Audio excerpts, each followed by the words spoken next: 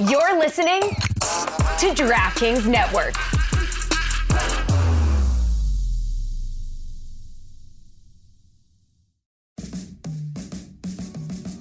Welcome to the Big Suey, presented by DraftKings. Why are you listening to this show? The podcast that seems very similar to the other Dan Le Batard podcast. I'm sorry, I'm not going to apologize for that. In fact, the only difference seems to be this imaging. I have been tempted in restaurants just walking past tables to grab somebody's fries that if they're just there. That hasn't happened to you guys? I've done it.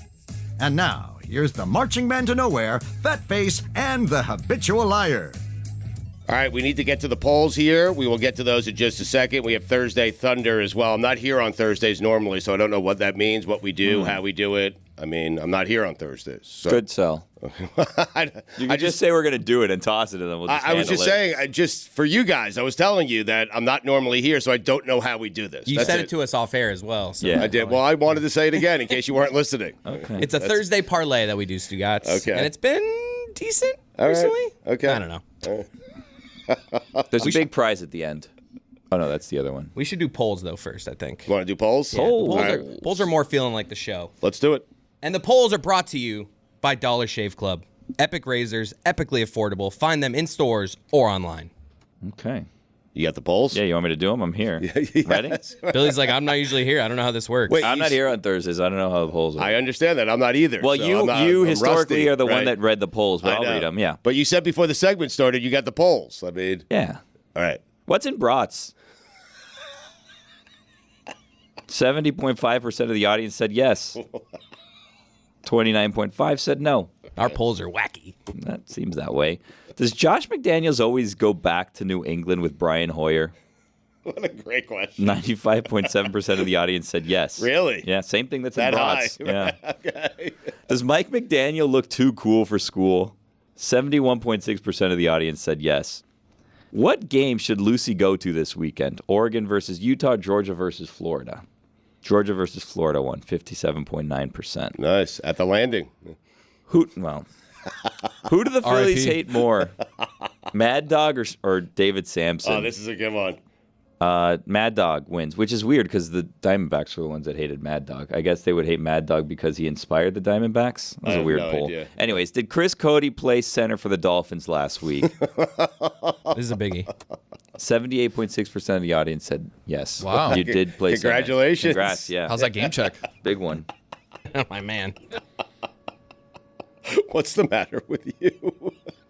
I have two more Billy clips that just emerged. Get out of here. Why? I don't know. All right, Billy was on the call for the FIU game last night. They lost. They haven't scored a point in the first quarter of either of the games that Billy has called. Yeah.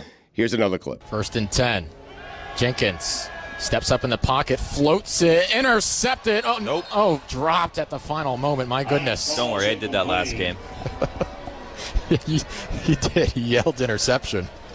And then it was not, that was Tarnew, the junior defensive back. It should have been intercepted if it makes you feel any better. It was on a platter for him. You know what? Maybe the weather conditions came into play there. Slippery football. Yeah. You know, it was raining half an hour ago. So that certainly affects it. Unlikely, Oh, but no, a trip here from Lawrence. weather? You said it might be a factor. Something's going on something's here. happening. Yeah. We have a dropped interception and a turf monster. Why are they entertaining you? The old turf monster. That one felt good because I botched that interception. No, but I So love just to see someone like a professional could do it too. Right. It felt a little good. I love you as the cagey vet who has called so many games. You're in the broadcast booth and you're soothing them when they make a mistake. Well, we're a team. Right. We're a team. Right, you're a team player. Well, because it did look like it could have been an interception, but it fell. And last time there was a ball that looked like it was intercepted and it wasn't, and I botched it. Yeah, right. But that was nice of you to say, "Hey, don't worry about it. I did it last game." Weather came in. He wants to do that for a living. You realize that, right? Well, who's saying I don't? Oh, Yeah, that's right, Stu. Right. What if Billy's true My bad. calling is being a color commentator? Yeah. maybe it is. He's great. Well, I actually went yesterday and I tried to print out because I noticed that when they call the games, and I've seen in all the pictures that like the football broadcasters have like this empty grid where they have like the number in each position and it's like depth charts. And I was, as well as going in a suit yesterday, I was going to print out one of those grids all filled out to show them, but I couldn't figure out where to get a blank one, and I didn't want to ask them and be embarrassed by that. I actually almost reached out to GoJo, be like, "Hey GoJo, you know this thing? I don't know what it's called, but like, you guys that do it for real, where do I get one of those?" Like the charts and stuff. Yeah, but I don't want to bother him. Do you have a guy like spotting for you in the booth? No, we didn't. Really? So last time Taylor actually was acting somewhat as a spotter, and we had like a split booth where we had the opposing team's radio broadcast, and we had like a divider in between us, and like they were really loud. Sometimes like the call would pick up their call, right? So it was really easy because we would just overhear everything that they were saying. So like there was a guy calling repeating stats that you hear someone else say. 100%. Yeah, the guy was calling his 500th game. They were like super professional about it, and like they were like, "Oh, it looks like blah blah blah is injured," and I'm like, "Oh, I don't know if you guys caught on, but it looks like blah blah blah is injured." I was just repeat everything. That Did you repeat if the meal's there, eat? I made that one up. Okay. I made that one up. How about fighting for real estate? That's a great term. So they asked me for my keys to the game, and I just looked up football cliches. And then I made up the. You don't say. They made up the meal on the plate. We didn't know. Yeah. You could have left that part out. Yeah. Can we hear the keys to the game first again? No, that's long. I just want to hear the keys. No, you can't go back to that? I got one more here. Let's All do right, this give me one. the final clip. That QB sneak's so tough. Officials can't actually see anything. They're just guessing. And the benefit of the doubt was given there to Jack State, who's run the ball well enough. Quite the accusation. 2nd and 10. Lewis. I'm noticing a theme here. It's just they do it, and then Billy gives a snarky remark. Not always. It's like you hear a bunch of broadcasting, and it's just like, nah, I'm not so sure about that. No. Taylor's picking and choosing. No, he's not. Yeah. Every single one is what you said you didn't do that much of. But it feels like every time you send something, Well, it's a you doing 3-hour game. There's hundreds of calls. Right. Stugotz, hot off the press. I'm being told we have good sound of Don La Greca ripping Mad Dog. No way. For his retiring, unretiring. Really? Thing. So I feel like whenever that happens, we have to stop everything and play the clip. Get to it now. Why can't we be critical? If he was right here, we could be critical of him. You didn't respect him. You said I've lost a lot. I did. I what? I can't lose respect for somebody? I know the guy personally. I lost some respect for him. That's your elder. It's not his elder. He's not my elder. He's my colleague. He's a contemporary. I'm sorry. No, I don't kneel and bow. He's a human being. I don't have to bow down and kneel to anybody, David. Get lost. Here it goes. Go scratch. There. Give me a break. They opened the door. We kicked it down. All right? That was then. This is now. Enough already. Don't sit there and bow down to anybody. I mean, I like him, but I lost some respect for him. Let me ask you this. Go ahead. Why would this deity, this God that we got to pray to, have to do a stupid little college gimmick to get attention? Why? He's Chris Russo. He's God. He floats on air. Why would he have to do something stupid like guarantee he's going to retire and then rescind it immediately like a weakling? Why would he have to do that if he's Christ? Why? Break it down, Billy. Let's go. Guy yelling in the background, let's go. It's so great. People getting mad at him and wanting him to retire is one of the dumbest things I've ever heard. Samson did yesterday. He should retire. He said it. He should retire. It's like, yeah, okay, so he's going to just pass up millions of dollars because the Diamondbacks made it to the World Series. That's one of the dumbest things. I mean, he did say he would do that. Who cares? But he was clearly lying. Did anyone take that seriously? Chris, who cares? You do sports radio long enough, and he's done it for 30 years, 40 years. You know, eventually what you're going to say is, hey, if this happens, I retire. Hey. Right. Do it this weekend for something. Okay, let me think. It's like you sending, hey, should I bring my kid in? You know you're not going to do it. You know our response is going to be no. Russo put out something where everyone knew he wasn't going to do it. Yeah. And the fact that Don La Greca thought he actually was, that's on La Greca, not on Russo. Respect. I lost respect for La Greca. Whoa. How about that? Wow. Enough of him. But the funny thing is, hell yeah. Don, please. Let's go. I lost respect. Doggy alone. Okay, well, Mad Dog's gonna be really sad now that you've lost respect for him. Maybe he's gonna go back and retire so that he gains your respect back. I mean, get out of here. Who cares? Why does Don care so much? I don't. Does Don care that much? Don did not like the idea that he was called his elder, and that Don. That's what set him off, Billy. He really didn't like that. He said, "Bow the knee. I don't do that. Like, Yeah. he's my colleague, my temporary. Like, yeah, floating on air. All right, I gotta He's think of Christ." something He here. said, yeah. What's the biggest spread in the NFL this weekend? Oh, so Do you guys know? This is when we all look at our phones. Well, Sorry. we I'm trying to think of something where I could say, if this happens, I'm going to retire. How about this? We have Thursday Thunder. Why don't you say if Thursday Thunder doesn't hit, you'll retire? Dolphins -9 at home against the Patriots. Thursday Thunder hits not very frequently.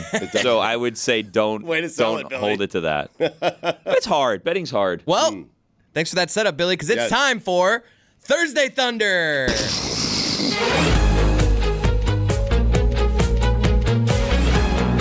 We're going to Tony this week because we trust Tony for this type of thing. He's our gambling expert. Gave us a winner last night. Yeah. And Thursday Thunder is brought to you by DraftKings Sportsbook. Use code Dan when you sign up on the app for a limited time offer for new customers. All right, gang, just came out of the kitchen, hot and fresh. This Thursday Thunder is ready to go. We learned our lesson from last week. We love QB rushing overs. Derek Carr's over last week on Thursday was 1 yard. He hit it. Now we're going back to the same well. Josh Allen over 21.5 rushing yards for Josh Allen is the first leg of our parlay. Second leg. All right. This game, sneaky shootout. Oh, I think both teams are ready for offense. Interesting. I think Josh Allen, embarrassed from last week, is going to put it on the Bucs. Sneaky shootout. I didn't know you knew the game yet. I didn't know if he had given the game yet. He did. Yeah, it's Thursday night game. Yeah. Bucs Bills. TNF. Thursday Anyways, Thunder. That's back only half on Prime. That's right. Back half of the secondary for the Bills hurt. A lot of guys injured there on that defense. We're going to go over Bills Bucs 43.5. Third leg of the parlay. Dawson Knox is out, wrist injury. He's going to be on IR. He's going to have wrist surgery. That means Dalton Kincaid, their first-round draft pick, is stepping into a full-time role for the Buffalo Bills. 3.5 is his receptions total. We're going to go over 3.5 for Dalton Kincaid, the boy. Those are our three legs. Josh Allen over, Bucs Bills over, Dalton over. We're having fun tonight. If Stanford beats Washington, I'm going to retire. What? Washington almost lost to Arizona State last weekend. They did? Yeah, it was really close. I lost money on it. Uh-oh. Can I take it back? Yeah, sure. Michael Penix Jr. threw like 4 interceptions, I think. Really? It was not good. If the Patriots beat the Dolphins Don't in do that Miami, one. Don't do that Dan one. will retire. Okay. Good. I mean, good for... Yeah, wait, what? Not for us. What? I didn't mean good. Well, you said good. Well, I mean, that's a good one by Chris. It was a good game to choose, is what... Kick, save, and a butte. Yes. Right. That's a weird... Dan needs to get some rest. He stopped the rebound, We're too. here, why not? Dan needs to rest. I mean, geez, that's all. That's what I meant by good. 2-week retirement. He's resting in L.A. He is? I think, no? That's called sit rest? down, though. They had to sit down. That's Yeah. a weird... Sit down. Not to make it super sportsy, but like that's a weird spread, right? Dolphins 9.5 over the Patriots. That seems big. No. Dolphins are great at home. Dolphins have been really good at home. Look at the scores of the Dolphin games at home. I'm with I've Billy, watched though. the games, but It's I know. a division game. That's a lot of points for a division game. I'm with Billy and on that. Patriots looked good last week. Well, Dolphins I mean, they won a game last week. You keep saying they look good. They did. I know, but body of work has been bad. Nobody is looking at that Patriots team and thinking that they have any kind of offense. Oh, so Like, Mac Jones, if Mac Jones is fine, their offense is okay.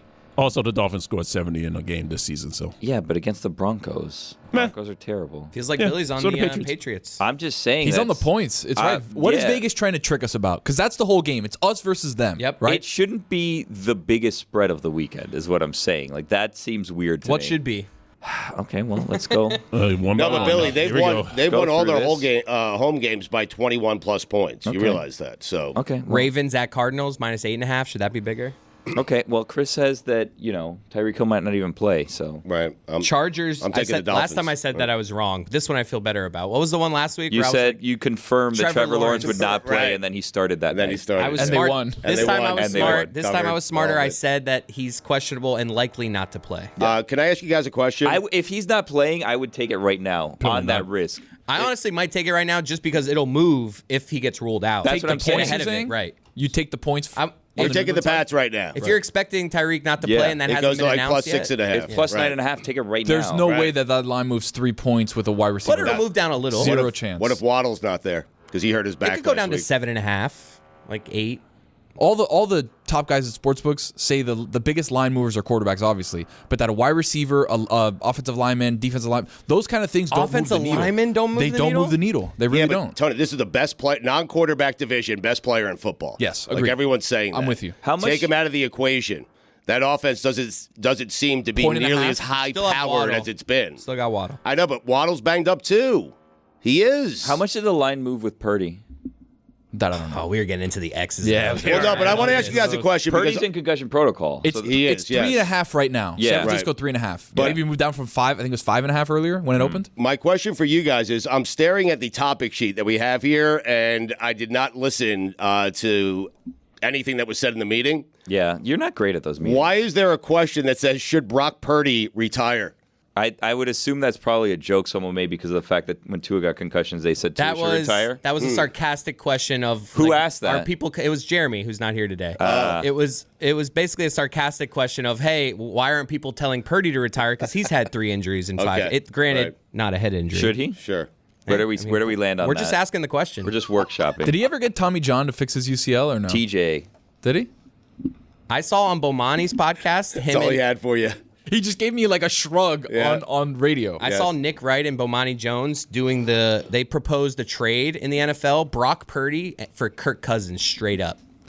Niners would do that. Niners would be unbeatable. The Niners were the ones that they said wouldn't do it because of how much money, because of how cheap Purdy is and how not cheap Cousins is. Right. That the Vikings would do that because then you get a younger guy who could be your next I'm not guy. sold on Purdy, though. I'm sold on Kirk Cousins. He's a first ballot Hall of Famer, according to Billy. But is all of a sudden, like, Cousins has in a sweet spot right now where he's the good quarterback on a team that's bad. So people are like, he could be sneaky good, by but the it's way. like if you threw him on the Niners all of a sudden, is he a Super Bowl winning quarterback? Multiple Super Bowls. 100%. If he goes to the 49ers, he will be a first ballot Hall of Famer. Right.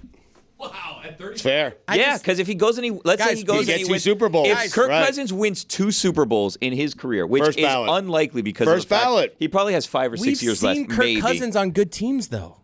No, the not a Vikings team like couple that. years Not they were like 13 that. and Not 0 the last Niners, year. Chris. Not like that. Obviously not the Niners, but good teams. Well, the question though with Kirk Cousins on the Niners, and it's something that Chris Sims has told us, is Kyle Shanahan doesn't want someone that wants to be the guy. He wants someone to fit his system. So if Kirk Cousins wants to be the guy, he may not fit that system. Right. He wants what he has now in Purdy or Yeah. Garoppolo type guy. Yeah. He doesn't want a great quarterback. I just love this conversation. So We're weird. just talking football. No, but it's so weird. Like, If think Kirk about Cousins that. wins 2 Super Bowls, he's a first ballot Hall of Famer. No question Yes, in my mind. agreed. Oh, aren't most quarterbacks? Eli Like, what? Eli won 2 Super Bowls. He's not first ballot though. Yes, he is. Eli's a first ballot Hall of Famer. Nah. Check the score. Take it away, Dan. Hey, everybody. Happy football season. It's Mike, and let me tell you what I do from kickoff to the final whistle. I have a Miller Lite in my hand. I just don't go wrong with it. I learned from experience. There is only one light beer worthy of our national obsession, because what's the point of having a beer if it doesn't taste like beer? You don't want to spend any time while you're watching football thinking about what you're drinking. And with the dependable flavor of Miller Lite, you know you don't have to worry about it because it's only got 96 calories and 3.2 carbs per 12-ounce serving. With a smooth taste and a crisp, clean finish, you'll get all the taste that you crave without the calories. A light, less filling beer that tastes great in football, there's just no topping that, folks. At least not for me. This season, do what I do. Crack open a light beer that hits your taste buds so hard, you feel it in your heart. Make it Miller time all football season long. Get Miller Lite delivered right to your door. Visit MillerLite.com/Dan, or you can find it pretty much anywhere that sells beer. Celebrate responsibly. Miller Brewing Company, Milwaukee, Wisconsin, 96 calories and 3.2 carbs per 12 ounces. Dan Le Batard. We like to call this one a chorus of Owen Wilson. Ready? Stugotz. Wow. Wow. Wow. Wow. Wow. Wow. Wow. This is the Dan Le Batard Show with the Stugotz. Brad Williams makes me laugh all the time, but rarely as much as when he's greeting Mike Golic and they are doing that shoulder handshake, and Mike Golic has to get down and Brad Williams has to climb up. Why didn't you just go in for a straight handshake Because to say hello? then I nut tap him. Because if I go straight handshake, there's the possibility. And by the way, how much GoJo, were you just holding back? You're like, if I go full shoulder into this guy, he may evaporate into Skittles. I was more thinking on if I went to pull in, because we went the dap with the hug. Yeah. And so there's that pull in the middle, and I was like, are we going to airlift Brad right now? Is this going to end up being like a swinging situation? Did you go football mentality, low man wins, I'm not going to let this guy beat me. That is true. I thought about just getting all the way down. We were gonna... You got down pretty low. I thought you were going to throw out your back. I was Jason Kelsey tush push status trying to get down on all fours there. It was good. And now I'm realizing that I missed my calling as an O lineman. God, could you Low imagine man wins. the Brad Williams led tush push? Unstoppable. Well, not only was it funny because visually that was funny, you were also interrupting a story of Brad Williams kicking a one-legged man out of his last show. That's the story that you interrupted. I did. I did. There is no love lost between people who share parking in the handicapped space. He was gone. Get out of my show, sir. Now, did you know he was one-legged before you kicked him out? I did not. I did not. So when he gets up. I was in Bridgeport, Connecticut, and where all the one-legged people hang out. And the guy was talking way too much. And it's the worst kind of heckler to me. I will gladly take a heckler that yells out "F you" more than a guy that loves me but is just talking too loud and commenting on every joke and be like, "That's so true when you did that." Like, God damn it. That's a great joke, Brad Williams. Yeah, that's a great joke. You're killing it, Brad. That's what I'm doing. It's like he's encouraging me, but it's like your mom clapping too loud in the stands. Like, "Mom, shut up! I can do this." And so I talked to him. He's like, "Hey, I paid good money to get in here," and I like, "Dude, you gotta shut up." And I finally had to kick him out. So he stands up and he does the walk, and when he walks, the pant leg goes up. And I see the shiny metal underneath, and I'm like, oh no, no. And I kind of, and then because I can't filter thoughts, I go, you have one leg, sir? Oh, so you just decided to play with the cards up. Let's go. And then he turns and goes, yep. And I was like, am I kicking out a soldier? Did you serve? And he goes, nah, car accident. And I'm like, okay, get like, if it's a soldier, then yeah. But I actually kept talking to him, and then because I felt bad, I invited him back. And he sat down, and we proceeded with the show.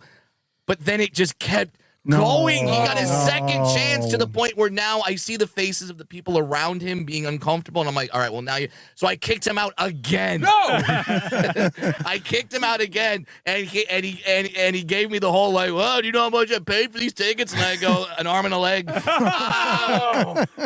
So we kicked him out, and yeah. So I yeah. Congratulations! That's my first Congratulations! Oh, the most memorable days of my life when my daughter was born, my wedding day, and my first Hakeem Nicks laugh. Yes. Well done. I want to talk to you a little bit about comedy because you went and saw Jon Stewart and Jim Mulvaney, as I like to call him. Jim Mulvaney's a very good comedian. Yeah. But before we do that, I in general, right, I see that 4 of the top 5 Netflix movies are now R-rated comedies. There's a hunger for it.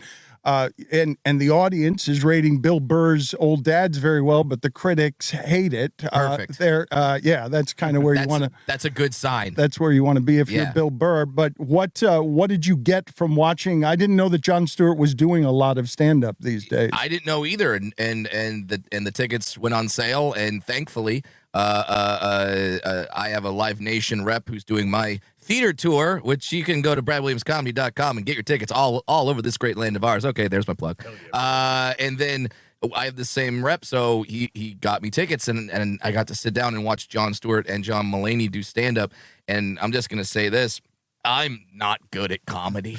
I'm not good. They're very good. But the thing that made me happiest watching them do stand-up is in the middle of Jon Stewart's set, a siren started going off in the lobby.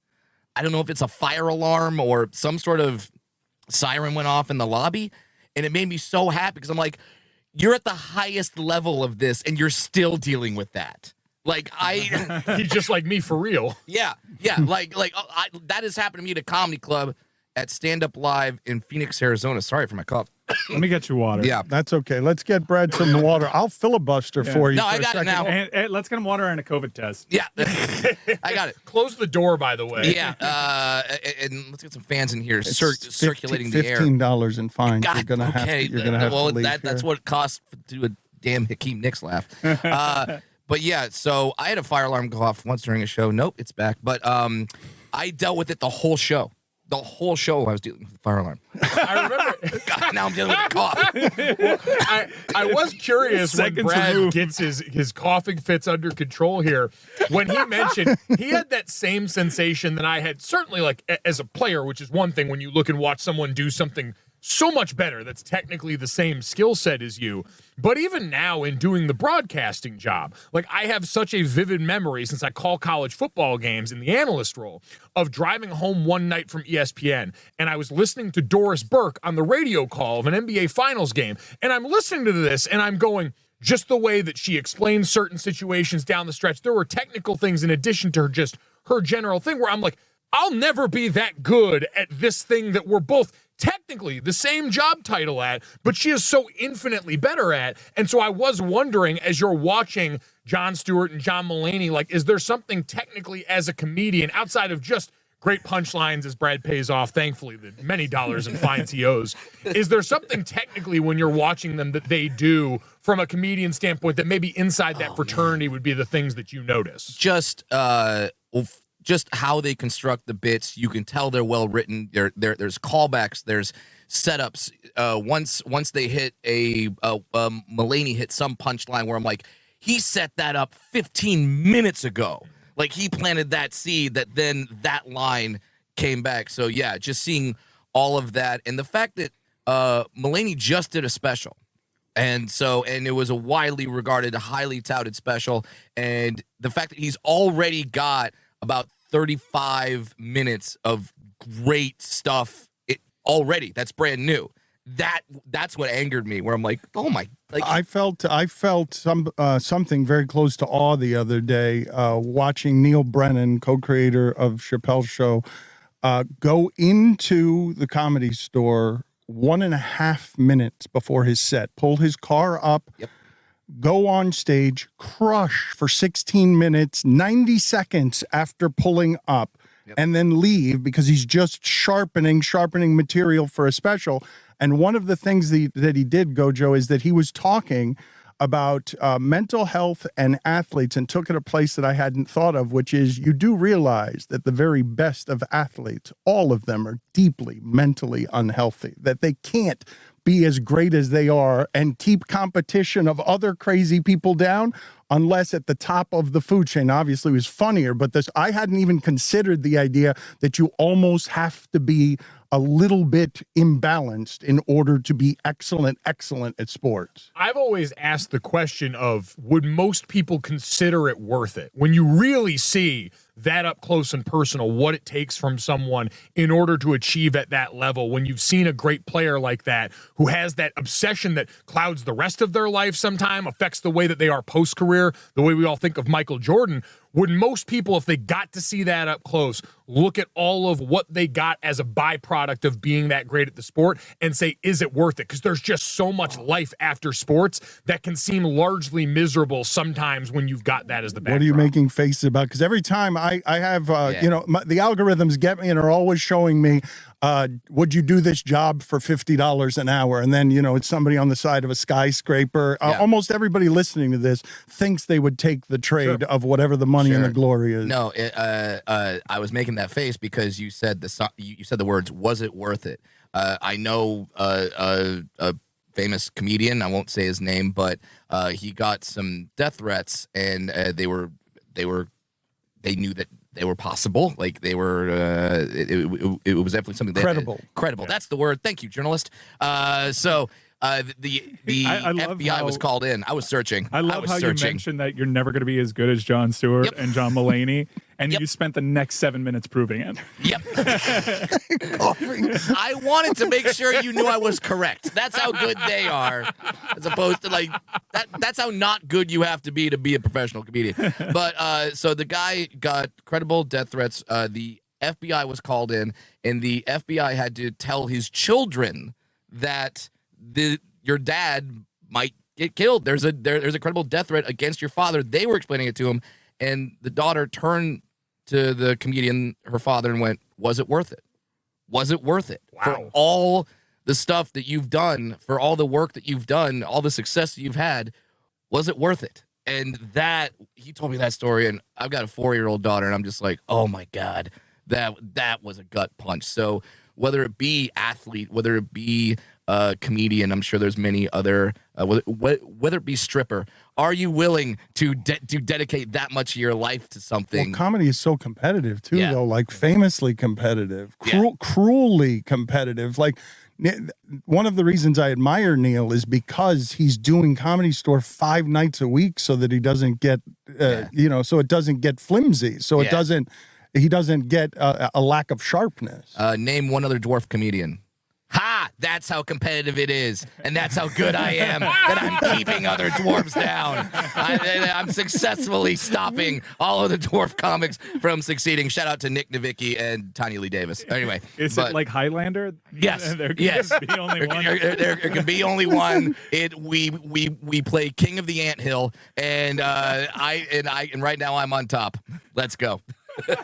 You don't think that the average excellent athlete would tell you in retrospect that it was always worth it? Almost every one of them? Well, so I think when you say average excellent athlete, that's where I draw the distinction, because I'm not even saying in terms of consequence of fame. That's what Brad's talking about. There is the invasion on your lifestyle. That's like the Taylor Swift problem with what we're seeing with Travis Kelce, where so much of your life gets picked over. And I think this is what you're talking about, just the mentality of like, I know what it took to be an average college football player, and that's a lot that goes into that. And I had a great time with it. It afforded me a lot in my life. I got a ton of good out of it. And there's a ton of guys that do that at the NFL level. But then there's the guys that do end up being the future Hall of Famers. And based on the way, the prism through which they see the world, that's so much defined by competition and they're obsessed with those are the guys that seem to have the most struggle reintegrating into normal life, because once the world's not structured in terms of result that I know how to achieve and that I've put my whole life into achieving,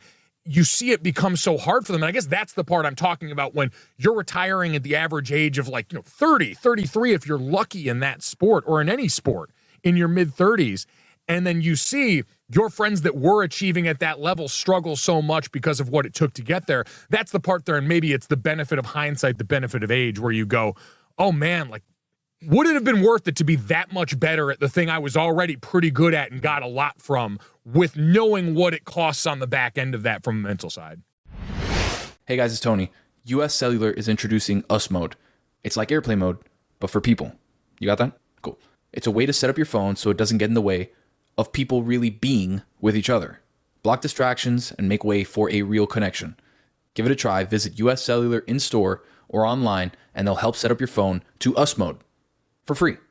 Really, for free. Even if you're not a customer, they'll still do it. That's how good US Cellular is. Built for superior 5G connection and real human connection. US Cellular. Built for us. Find out more at uscellular.com/findus. Panera's You Pick 2 lets you draft your perfect meal, like a smoky buffalo chicken toasted baguette and creamy mac and cheese. Think you're an expert at picking the perfect pair? Play Panera's You Pick 2 football challenge from DraftKings, and that skill could make you richer, because there's $45,000 in total prizes up for grabs. Predict which iconic football duo you think will perform best in 9 weekly contests, October through December, free to play on DraftKings. Learn more at DraftKings.com/Panera. Eligibility restrictions apply. Void where prohibited. Dan Le Batard. He said while you were off there, while the connection was bad, he had mentioned that you have lost a lot of weight and that he admires that. What got into you? Why did you decide? I thought it was all, I thought we enjoyed being about the munchies. Yeah. Oh, it's slurring again. Okay, the connection is bad again, unfortunately. Back to Magnus. Okay, back to Magnus for Magnus. And this is going about as well as it could go. Thank you, Billy, again for laughing in my face. Stugotz. Magnus, is the worst. Can you guys hear me? Yes, we can hear you. Hello? Yes, sir, action. Hello? Action. Man, I'm really sorry. This is literally the worst way to ever do this. This is burning my heart that this is happening. But if you could hear me, just understand I'm sorry. This is the Dan Le Batard Show with the Stugotz.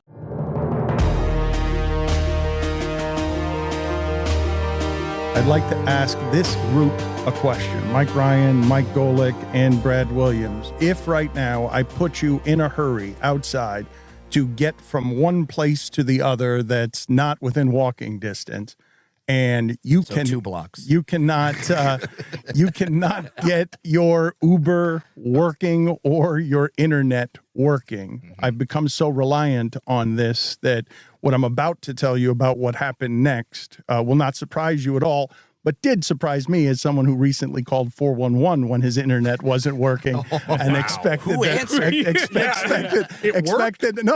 expected the help of an operator, and there was no one there to answer my phone. Obviously, Who ended up answering was a slightly racist Joe Zagacki that had been through the ringer.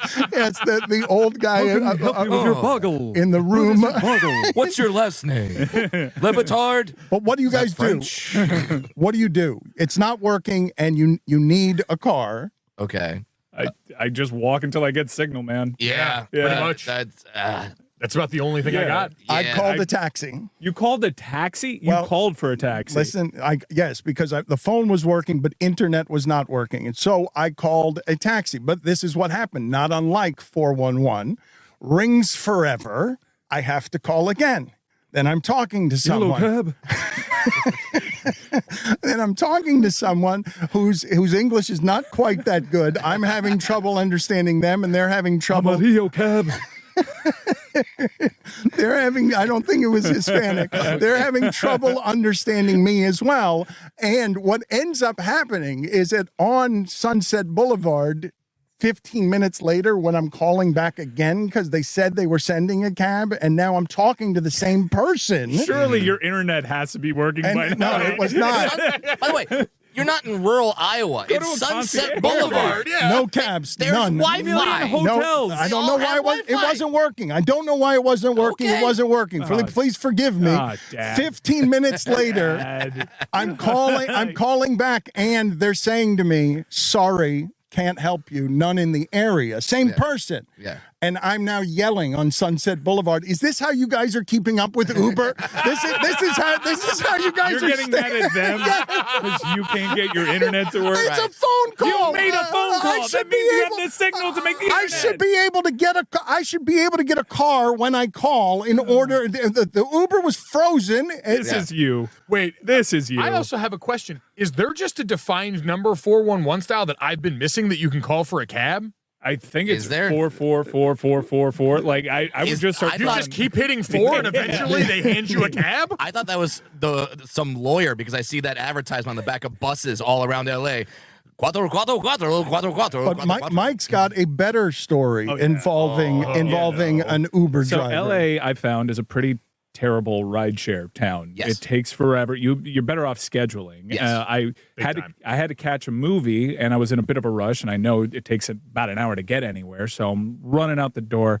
I got my Uber. Thankfully, I had luck there, and I'm watching the Cessa Cyclones on my ESPN app, keeping to myself because I don't like talking to people generally.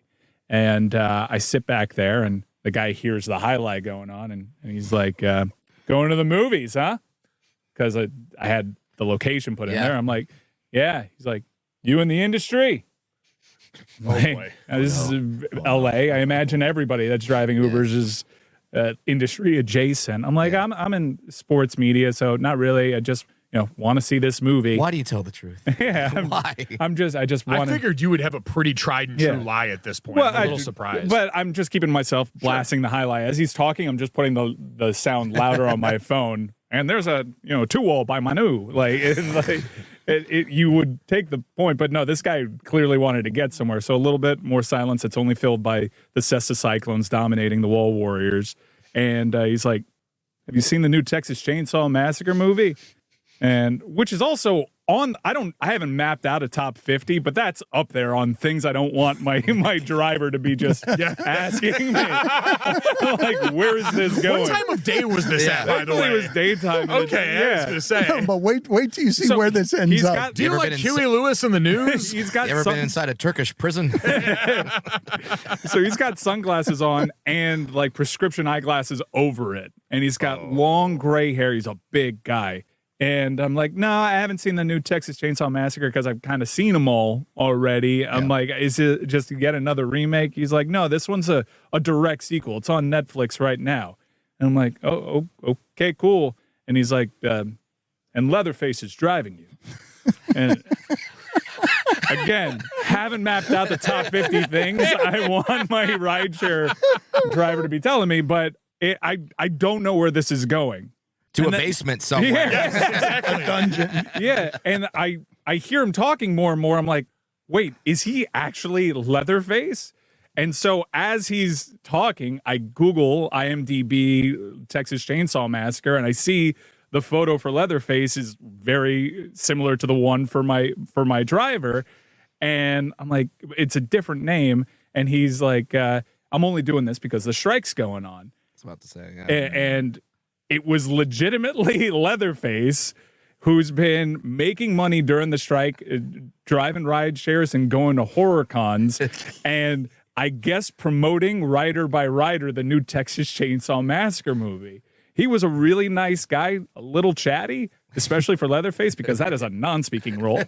I mean, he's got a lot of things to say. Yeah. Clearly, one, got pent-up speech from that role, and two, out here slinging it out the trunk however he's got to at this point. No wonder he's chatty. Hustling. And that was there's a couple like welcome to LA moments. Usually it's like, wow, I can't believe this concert's in town. But also it can be like, wow, the guy who made a Leatherface reference was actually Leatherface this time. What were the seats in the car made out of? It was leather. It was leather. What kind? And also something that he said at the very beginning of the ride, he's like, you're one lucky rider because this is one of the best Ubers in town. I'm like, okay, it's an okay car. He's like, and then he, like 3 minutes later, he's like, you're being driven by Leatherface. I thought for sure, because usually when I think best Uber in town, you got a bunch of mints in the back there. Yeah, Chargers. I prefer a Charger. I like the Charger tree that lets me know you're cognizant of everyone's needs. Yeah. Maybe a White Claw if you're feeling fancy. Oh, a water. Water, because you never know. It could be late at night. I could be really using this water. Yeah. But I'll take Leatherface is on the board now. In terms of, I'm like, thank you for the cocktail party story. I was waiting for Mike to pull up his shirt and show us the scar from where his newly removed kidney is or was. Yeah. Right now, I'm trying to think of a top 5, like, you do not want that actor or that part driving you in your Uber. And Leatherface, I think, is on there. Leatherface, pretty high, yeah. Yeah. When he first mentioned it, we were talking about like the movie, and I thought it was a plot point. Like, okay, the movie opens and you're in a car and Leatherface is driving. I still hadn't pieced together, but apparently this is something that happens in Los Angeles. That's legitimately horrifying, though, to get from your driver in a strange car that movie and the question, the randomness of, have you seen the new Texas Chainsaw Massacre? Obscure and weird enough to really frighten you. Is that the worst place to encounter this guy, or does he use the same line at a bar? Like, when he's trying to pick up chicks. He's used that line all the time. Have you seen the news? 100%. But at least in the bar, you've got company. Yeah. Like, you've got exits, you've got other people around here. It's Mike and Dude, and that dude is quite literally in the driver's seat of this conversation. Have you seen the new Texas Chainsaw Massacre? Hits the button, click. Whoa. And I gotta tell you, wearing sunglasses with prescription eyeglasses on top of it is a bit of a startling look. When someone starts talking to you about the Texas Chainsaw Massacre, you start being very perceptive. That looks like and sounds like a description of someone who has taken their work home with them. Yeah. Oh, he's method. Yes. He's definitely method. What else makes a great Uber ride? We have, I believe, Miami, because of the humidity, leads all of the world in Ubers that smell like cheese and feet. But on the positive end, you guys have noted all of the things where you're like, okay, I'm giving this person the highest of ratings. In Miami, my bar is very low to like just get me there in one piece. Oh, something else that happened to me last week. I didn't tell you guys. I was in a rideshare that got in an accident. Oh, see, that's by far to me the worst. If you're talking about the polar opposite, Dan, that's the worst outcome. Accident in a rideshare. Yeah, right. He merged lanes, and I was in the back seat. I hadn't put my seatbelt on yet because I don't actually do that when I'm in a rideshare. And I'm like, did we just hit that car? And sure enough, they pull up, and I'm like, this is actually happening right now. And they went at it for like a good 15 minutes, and I didn't step out of the car because I kind of didn't want to be if a cop pulled up, I didn't want to be questioned. So I thought I could hide because there were tints on the car. And as they're wrapping up their conversation, the lady that was in the other car comes up to the Uber that I'm in and just starts peeking in like this and doesn't see me because the tints are that dark, but it was like mad creepy. And so I didn't know what I was supposed to do. So I went on the interface. I'm like, hey, car got in an accident. Can I get $13 back?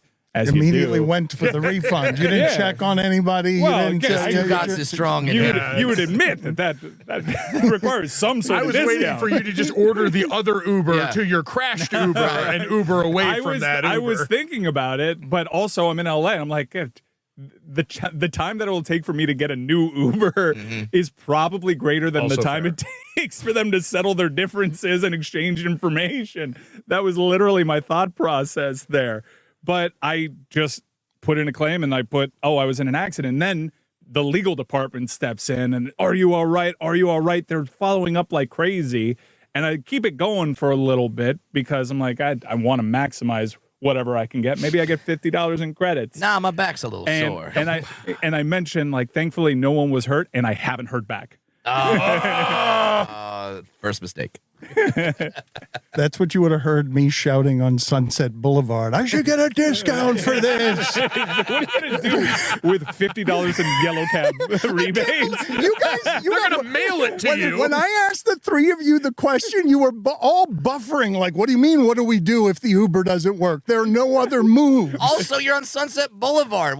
I want to see Dan Le Batard on an e-scooter. I want to see you. I thought about that. I saw one of them and I thought about that. How you had to pay for one. He couldn't get to an e-scooter from the payphone he was calling. Scan it with my phone. The internet wasn't working. I couldn't scan it. You made a call. The internet was working.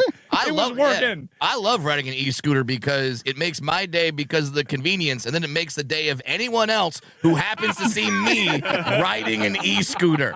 They're just like, well, I was having a bad day, but there's a dwarf on a scooter. I'm good.